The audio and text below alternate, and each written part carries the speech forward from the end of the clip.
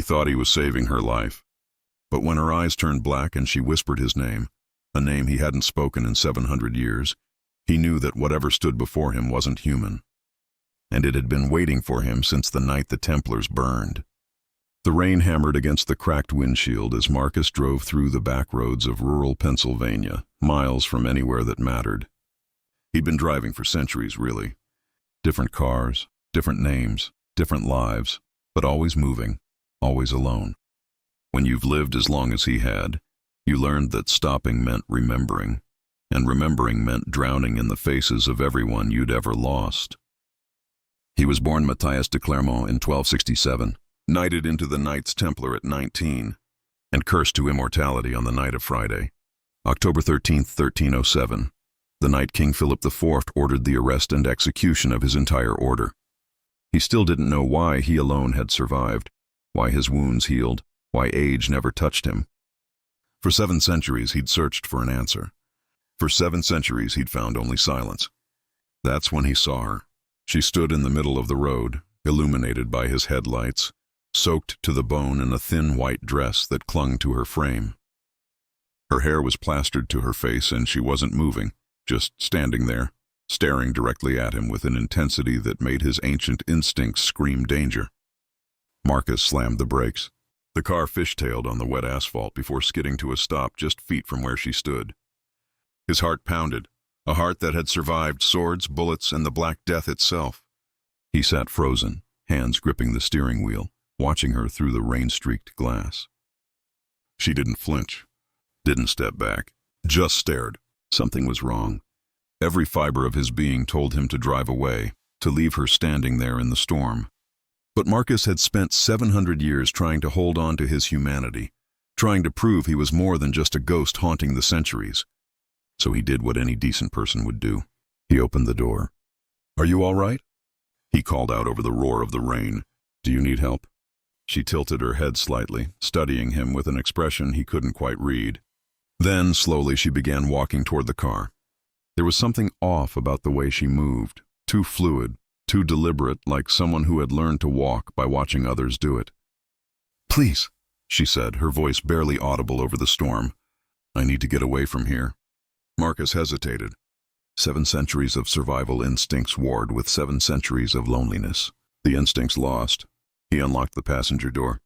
She slid into the seat beside him, bringing with her the smell of wet earth and something else, something ancient and organic that he couldn't quite place. Up close, she was striking in an unsettling way. Her features were almost too symmetrical, her skin too pale, her eyes too large and too dark.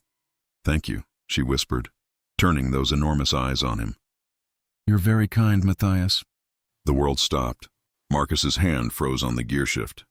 The rain seemed to quiet to a distant murmur. In 700 years, he'd been careful, so careful. He changed names every few decades, never stayed in one place too long, never left traces. Nobody alive knew his real name. Nobody could. "What did you call me?" His voice came out low, dangerous. She smiled, and it was like watching ice crack across a frozen lake. "Matthias de Clermont, born in Champagne, knighted at the Temple in Paris. You took your vows before Jacques de Molay himself. You were there the night the order fell, the night the Grand Master cursed King Philip from the flames. The night you should have died." Marcus's hand went instinctively to where his sword would have been centuries ago. "Who are you?" "I've had many names," she said, still smiling that terrible smile. "But you can call me Lilith. And I've been looking for you for a very, very long time." Her eyes began to change. The whites darkened first, spreading like spilled ink until her entire eyes were black as pitch.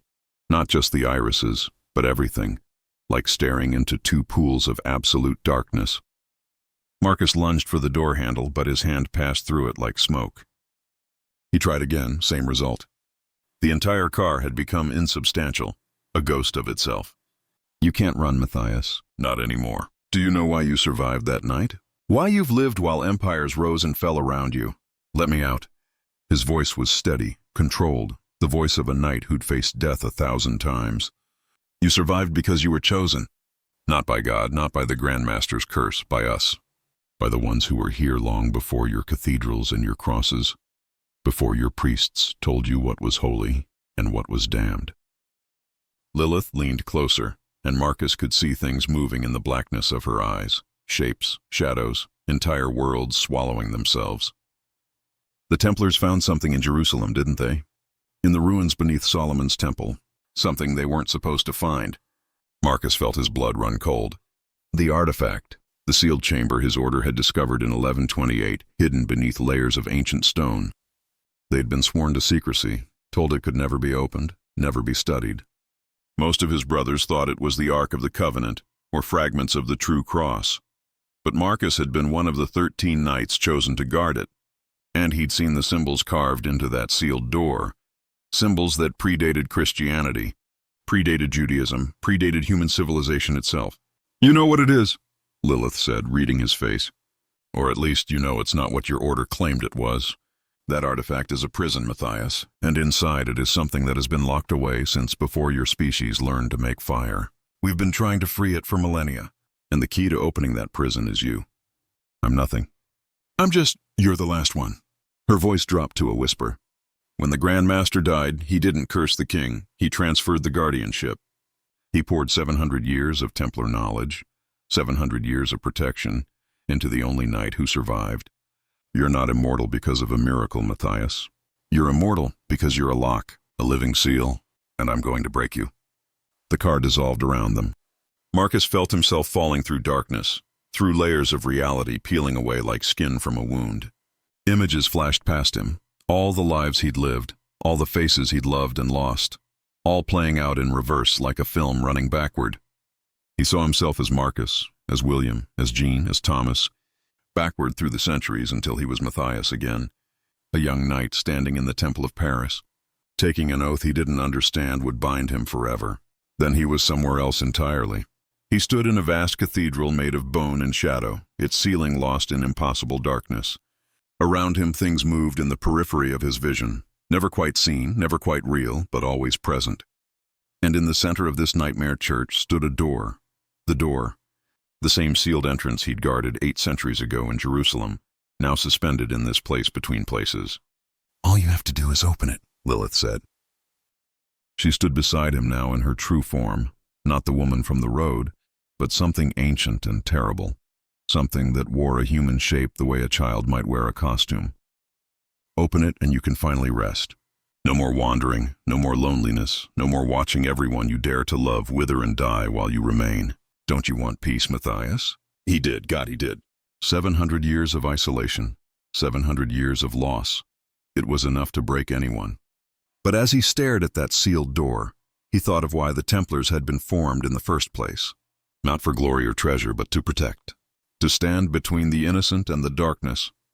"You're right," Marcus said quietly. "I am tired. I have been for centuries. But I took an oath, and I've held to that oath through plague and war, through the death of my order and the death of everything I ever believed in. If I'm the last Templar, then I'll die a Templar." "You can't die, remember?" "That's the problem." Marcus smiled then, a real smile, the first in years. "Then I guess we're going to be here a while." He felt it then, the weight he'd been carrying his entire immortal life. Not a curse, a purpose. Every year he'd lived, every loss he'd endured, every moment of loneliness had strengthened the seal. His suffering was the lock. His endurance was the key. Lilith's scream tore through the cathedral of bones. The nightmare realm shattered like glass, and Marcus found himself back in his car, alone, rain hammering against the windshield. The passenger seat was empty. No sign anyone had ever been there. But on the dashboard, written in condensation on the glass, were words in Aramaic, a language he'd studied centuries ago. "We are patient. We are eternal. We will try again." Marcus sat there for a long moment, hands trembling on the steering wheel. Then he started the engine and pulled back onto the road. The rain was letting up. Somewhere ahead there was another town, another name, another life to live. He was the last Templar, and his vigil was eternal. But for the first time in 700 years, Marcus understood why. Some doors were meant to stay closed. Some monsters were meant to stay locked away. And some knights were meant to stand guard forever, not because they wanted to, but because no one else could. As he drove into the night, he whispered the oath he'd taken as a young man in a world long dead. "Non nobis Domine, non nobis, sed nomini tuo de gloriam." Not unto us, O Lord, not unto us, but to your name give glory. The last Templar drove on through the darkness, carrying his terrible burden, keeping his eternal watch. Somewhere behind him, in the spaces between reality, ancient things settled back to wait. They had waited millennia already. They could wait a little longer.